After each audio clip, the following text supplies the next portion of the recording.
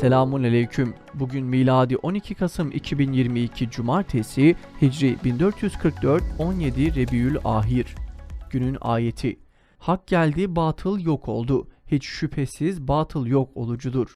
Günün hadisi: Her kim kendine zulmedene beddua ederse ondan intikamını dünyada almış olur.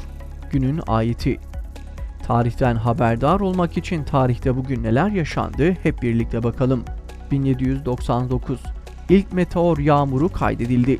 1927 Sovyetler Birliği'nde Troçki Komünist Parti'den çıkarıldı. Stalin başa geçti.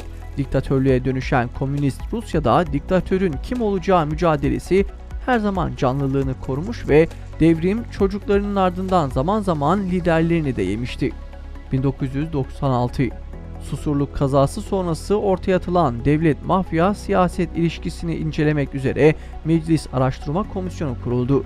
Aynı gün Susurluk Cumhuriyet Savcılığı kazada ölen Abdullah Çatlı ve Hüseyin Kocadağ'la yaralanan Sedat Emin Bucak'ın silahlı çete oluşturdukları iddiasıyla İstanbul Devlet Güvenlik Mahkemeleri Savcılığına fezleke gönderdi.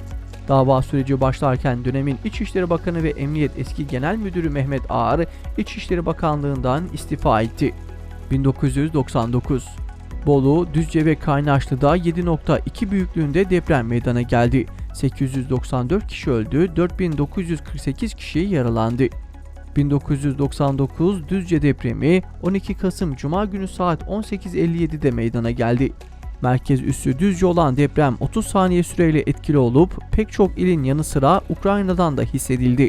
17 Ağustos Marmara depreminden sonra gelen bu ikinci dalga, Türkiye'de depremle ilgili tartışmaların aylarca gündemde kalmasına yol açmış, aynı zamanda ekonomik sıkıntıyı aşamayan koalisyonlu Ecevit hükümetini de derinden sarsmıştı. 2004 Arafat'ın ölümünün ardından Filistin Kurtuluş Örgütü lideri Mahmut Abbas oldu. FKÖ, Abbas döneminde de politikalarında değişiklik yapmamış, işgalcilere taviz vererek sözde legalleşme ve batılı ülkelerin desteğini alma taktiğini devam ettirmişti. Öte yandan başından beri laik bir anlayışla İslami güçlere muhalefetini de sürdürüyordu. 2014 İslam'a ve İslami değerlere hiçbir şekilde tahammül göstermeyen PKK, Hakkari'nin Yüksekova ilçesinde İslami hassasiyetiyle bilinen 60 yaşındaki Hacı İrfan Atsız'ı katletti. Hacı İrfan Atsız'ın daha önce de PKK tarafından tehdit edildiği belirtildi.